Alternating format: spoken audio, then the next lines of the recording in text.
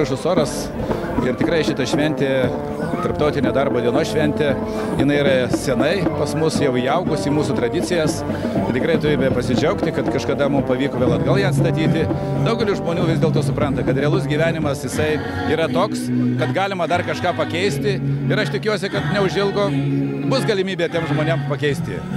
Kad tas gyvenimas, kuris apima visas mūsų gyvenimo sritis, ateityje pagerėtų.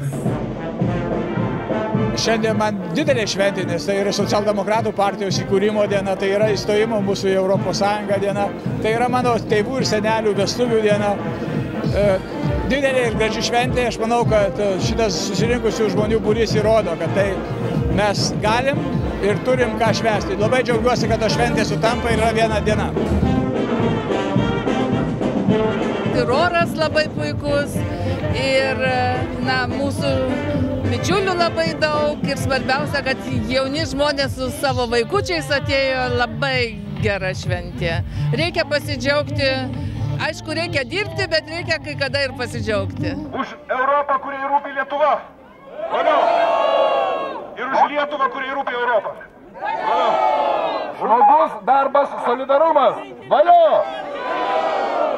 Dar didesnę prasmę gegužės 1 kaip darbo žmonių solidarumo diena įgauna šiuo laikotarpiu, todėl kad tikrai labai nemažai žmonių neturi darbo ir tai dar kartą yra tam tikras signalas labai gerai apgalvoti, kodėl taip yra, kaip turim dirbti kartu kaip viena didelė ir graži šeima, kad mūsų žmonės čia Lietuvoje galėtų dirbti, jaustųsi saugiai, galėtų kurti šeimas, gimdyti vaikus ir niekur nereiktų emigruoti. Sveiki, mėlyjei! Šiandien iš tiesų nuostabi diena.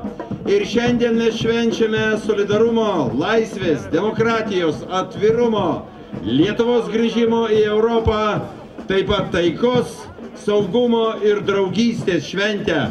Tegyvuoja laisvė, lygybė, solidarumas su gražia pavasario švente. Ačiū!